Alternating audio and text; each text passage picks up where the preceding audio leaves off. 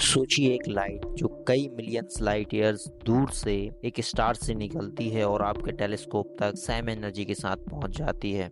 आपकी आंखों तक सेम एनर्जी के साथ पहुंच जाती है। तो आपके दिमाग में कई बार यह सवाल आता होगा कि लाइट मतलब फोटॉन्स मिलियंस ऑफ किलोमीटर्स तक ट्रेवल करते हैं, तो क्या वह एनर्जी लूज नहीं करते? हम सब यह जानते हैं कि किसी भी ऑब्जेक्ट को ट्रेवल करने में कांस्टेंट एनर्जी सप्लाई की जरूरत होती है, तभी वह ट्रेवल कर सकता है। नहीं तो कंसिक्वेंटली वह एनर्जी लूज करेगा और एक टाइम के बाद रुक जाएगा।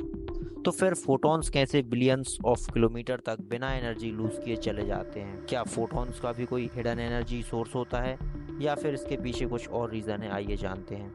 जब हम आसमान में तारों को देखते हैं तो हम millions and billions of years पहले की लाइट प्रेजेंट में देख रहे होते हैं। मतलब कई सालों पहले निकले फोटॉन्स हमें प्रेजेंट डे में दिखाई दे रहे होते हैं। तो क्या है, फोटॉन्स इतने सालों में एनर्जी लूज नहीं करते? और क्या टाइम फोटॉन्स के लिए एग्जिस्ट करता है? क्या स्पेस फोटॉन्स के लिए एग्जिस्ट करता है या फिर नहीं करता है? जैसा कि हम जानते हैं कि लाइट फोटॉन्स से मिलकर बनी होती है, जो कि एक फंडामेंटल पार्टिकल है। सो जब यह फोटॉन्स किसी स्टार से या किसी लाइट सोर्स से निकलते हैं, तब इनमें जो एनर्जी होती है वही सेम एनर्जी हम तब नोटिस कर सकते हैं जब हम इनसे इंटरेक्ट करते हैं। फोटॉन्स जब किसी भी इंटरस्टेलर ऑब्जेक्ट से इंटरेक्ट करते हैं तब वह एनर्जी लूज करते हैं, और इसका एग्जांपल हम डेली लाइफ में भी देख सकते हैं। जैसे कि हमारे आसपास के लाइट बल्ब्स होते हैं, उनकी लाइट अगर डायरेक्ट हमारी आंखों तक आ रही होती है तो वह हमें दिखाई देती है उतनी ही ब्राइट। लेकिन अगर बीच में कुछ ऑब्स्टिकल आ जाए, मतलब धुआं या धूल आ जाए, तो लाइट हमें थोड़ी कम इंटेंसिटी की दिखाई देने लगती है। क्यों?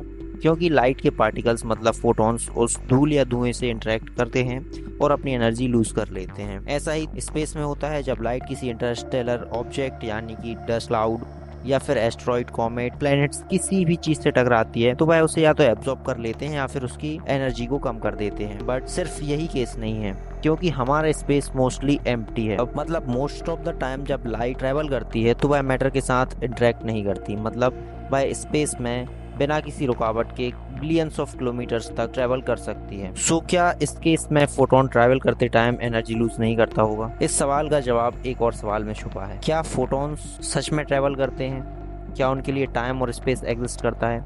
इसे समझने के लिए हमें टाइम एंड स्पेस की रिलेटिविटी को समझना होगा। जैसा कि हमें पता है कि आइंस्टीन की थ्योरी ऑफ रिलेटिविटी के अकॉर्डिंग टाइम और स्पेस दोनों ही रिलेटिव हैं।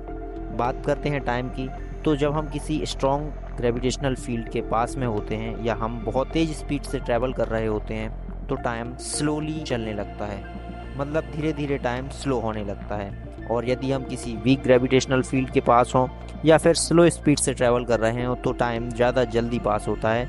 मतलब टाइम फास्ट स्पीड से चलने लगता है। और इसका हम एग्जाम्पल इंटरनेशनल स्पेस स्टेशन पर रुके एस्ट्रोनॉट्स में भी देख सकते हैं, क्योंकि उनकी एजिंग स्पीड कम हो जाती है जबकि अर्थ पर रह रहे लोग ज्यादा तेजी से बूढ़े होने लगते हैं। सो इस पर्सपेक्टिव से अगर हम फोटोन को देखते हैं तो फोटोन की स्पीड लाइट की स्पीड के बराबर ही होती है। ऑफ कोर्स होगी ही, क्योंकि फोटोन ही तो लाइट है। मतलब फोटोन के लिए टाइम रुक जाता है, साइंटिफिकली एग्जिस्ट ही नहीं करता। यह हमारा मानना है कि फोटोन को सन से अर्थ तक आने में 8 मिनट लगे या किसी डिस्टेंट स्टार से निकली लाइट अर्थ तक पहुंचने में बिलियंस ऑफ ईयर्स का टाइम लगाती है। बट फोटोन के लिए टाइम बेमानी है। मतलब टाइम एग्जिस्ट ही नहीं करता। वह जिस सेकंड सन से निकला था उसी सेकंड में अर्थ पर पहुंच जाता है, या फिर 2 और 4 बिलियन लाइट ईयर्स दूर की किसी स्टार से निकलते ही वह हमारी आंखों तक, हमारे टेलीस्कोप तक आ जाता है। मतलब फोटोन ने कोई टाइम स्पेंड ही नहीं किया, और अगर उसने कोई टाइम स्पेंड नहीं किया तो वह एनर्जी भी लूज नहीं करेगा। बट स्पेस का क्या बिलियंस ऑफ किलोमीटर ट्रेवल करने में टाइम नहीं लगेगा? थ्योरी ऑफ रिलेटिविटी के अकॉर्डिंग हाई ग्रेविटेशनल फील्ड और हाई स्पीड्स पर स्पेस श्रिंक होने लगता है, मतलब कंप्रेस होने लगता है। फोटोन के लिए डिस्टेंस भी बेमानी है। मतलब फोटोन के लिए डिस्टेंस एग्जिस्ट नहीं करता। वह स्पेस को मैनिपुलेट करके एक पॉइंट से दूसरे पॉइंट तक बिना ट्रेवल किए पहुंच सकता है। सो दैट मीन्स कि फोटोन बिना टाइम स्पेंड किए, बिना ट्रेवल किए एक जगह से दूसरी जगह तक पहुंच सकता है। सो जब उसने ट्रेवल ही नहीं किया तो वह एनर्जी भी लूज नहीं करेगा। जिस सेकंड वह सन पर था उसी सेम सेकंड में वह अर्थ पर पहुंच गया बिना स्पेस में ट्रेवल किए हुए। मतलब एक पॉइंट से दूसरे पॉइंट तक जाने में ना उसे टाइम लगा, ना उसने डिस्टेंस ट्रेवल किया, कोई दूरी तय नहीं की। सो फोटोन जहाँ था वहीं है, तो वह अपनी एनर्जी भी लूज नहीं करेगा। और यही कारण है कि बिलियंस ऑफ किलोमीटर्स दूर के स्टार से आने वाले फोटोन्स भी उसी एनर्जी से हमारी आंखों पर, हमारे टेलीस्कोप पर स्ट्राइक करते हैं जिस एनर्जी से वह उस स्टार से निकले थे। और वैक्यूम में मतलब स्पेस में ट्रैवल करते हुए कोई भी एनर्जी लूज नहीं करते हैं, क्योंकि स्पीड ऑफ लाइट पर स्पेस एंड टाइम रिलेटिविटी के अकॉर्डिंग श्रिंक हो जाते हैं। मतलब टाइम रुक जाता है और स्पेस श्रिंक हो जाता है, तो वह एक टाइप से एग्जिस्ट ही नहीं करता है। आई होप आप लोगों को यह कॉन्सेप्ट समझ में आया होगा और नाउ आप इस क्वेश्चन को लेकर क्लियर हो चुके होंगे कि क्यों लाइट अपनी एनर्जी लूज नहीं करती है। अगर आपको वीडियो अच्छा लगा है तो इसे लाइक करें, अपने फ्रेंड्स के साथ शेयर करें और ऐसे ही अमेजिंग कंटेंट के लिए चैनल को सब्सक्राइब करें। Thanks for watching this video. मिलते हैं नेक्स्ट वीडियो में, तब तक के लिए बाय। Being something.